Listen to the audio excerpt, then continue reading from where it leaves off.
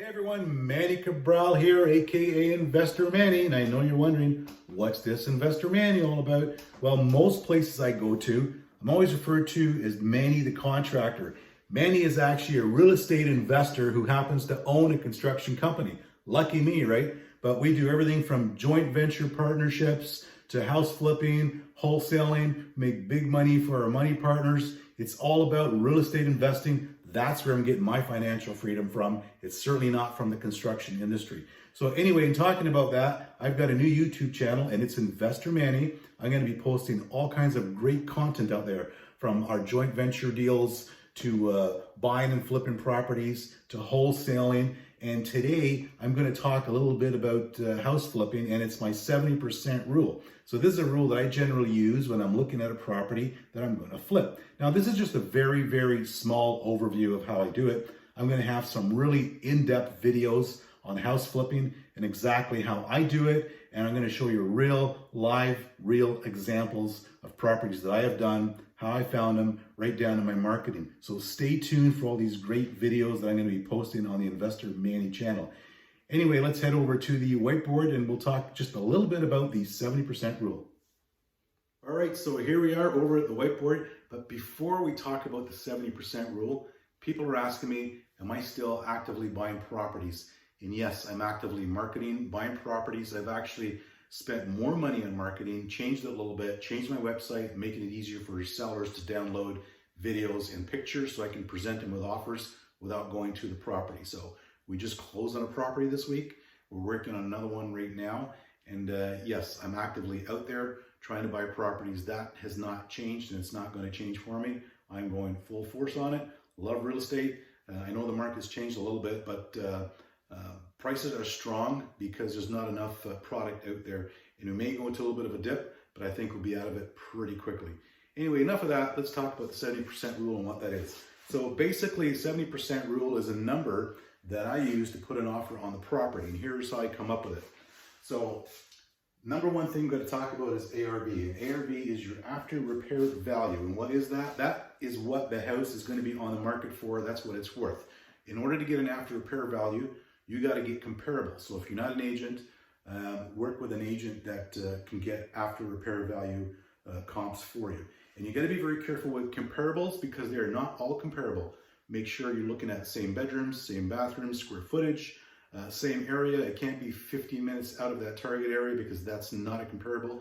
But if you have a great agent, no worries. They're going to know exactly what a comparable is. I know I have a great agent, so I'm always comfortable with the numbers that I get. So let's look at this example. So let's say I'm looking at a house that after repair value is worth $400,000 on the market. That's what I'm going to be selling it for. First thing I'm going to deduct is my renovation costs. So that's going to come out before I apply the 70% rule. So I'm going to walk through, I'm going to quickly look at the property, and because I'm a contractor, it's much easier for me, so there's a little bit of advantage there. I can basically walk through a property without a notepad, and within 10%, I know what it's going to cost. For you, it may be more difficult, but you can still do this. You don't have to be a contractor to be in a flipping business, and most flippers are not, and they do it very successfully. So 100%, you can do it very successfully. But if you're not a contractor, get a couple of contractors, get a couple of bids on the property, and then you take that off your ARV. So in this example, I've come up with a renovation repair value of $60,000. So I'm going to take that off my $400,000. That's going to give me $340,000. That's where I apply my 70% rule. 70% times 340,000 gives me $238,000. That's the number I want to offer on a property. Now that could vary slightly up, slightly down, depending on your risk tolerance. Maybe you're a flipper that says, hey, I'm happy to make $40,000 regardless if it's a $300,000 or $500,000 house. Maybe it's percentage based, I don't know. But 70% rule is what I use, and it's been pretty safe for me, and I've been very successful at it. I've done multiple properties that way. So here's other things you got to look at after your renovation costs. Now, again, your 70% rule is based on removing renovation costs from your ARV, not the rest of these costs here. So let's go through them. So one of them, your biggest cost is your holding costs. So your holding cost is going to be your cost of borrowing. Where are you getting the money from? Is it from a bank? Is it from a B lender? B lender is obviously going to be a higher cost. And then on top of that, you got to look at your taxes and your utilities. And that's very easy to estimate. You got past information on that property. You'll know what the taxes and what the utilities are going to be. So that's your holding costs, okay? Then you got legal and closing costs. So legal and closing costs, if you're with a B lender, in most cases, you're paying their legal costs as well. So you're paying your lawyer, their lawyer, times 4 when you're buying it, when you're selling it. So make sure you take that into consideration. Land transfer tax. That's also part of your legal costs. Make sure you know what the land transfer tax is. And we've talked about selling costs. So selling costs, you're going to have, again, your lawyer. So we talked about that. So you're going to have buying costs, selling costs, times 4 if you're a B lender. So keep that in mind. Repair buffer. I always leave a 15% repair buffer in my estimations because you never know what's going to go wrong.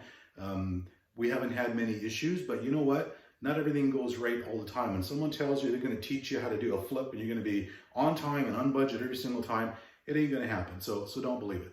Stuff happens that's beyond our control, or stuff that we didn't see or couldn't see, and hopefully it doesn't. But be safe. Mine is 15%. Throw that in there. You'll be safe. So that's my repair buffer. Never bet on appreciation. So I've got flippers who buy a property and say, well, I'm not going to worry about the repair buffer because the market's going up 5% a month. I'm going to have for 6 or 7 months, so I'm really good. I'm going to be way ahead of the game. That's a bad mistake. Your comparables should be based on today. Forget about what's going to happen tomorrow. You've got no control over that. Look at what happened to COVID-19. We don't know. So don't bet on appreciation. That's bad. Always look at your worst case scenario. For me, my worst case scenario is I don't make any money on the project. It's not what I want to do, but I'm looking at a worst case scenario. Something happens, again, like COVID-19. What's my worst case scenario? I don't want to lose money, and I never have lost money. But my worst case scenario would be, can I break even, make no money, I'm on to the next property, then I'll take a shot on the property. So this is the way I flip properties. This is just a very, very brief outlook of how to flip a property. It's not property flipping 101. I'm going to have more detailed videos on how to actually flip a property. We're going to go through it in detail. We're going to do some real examples of properties that I've done, and we're going to talk about how to find properties off market, where I get them, where to flip your properties, risk tolerances, all kinds of stuff. That's going to be in a much more detailed video, so stay tuned for that on my Investor Manny channel. Anyway, that's it for today. Stay healthy, stay safe, and we'll chat soon.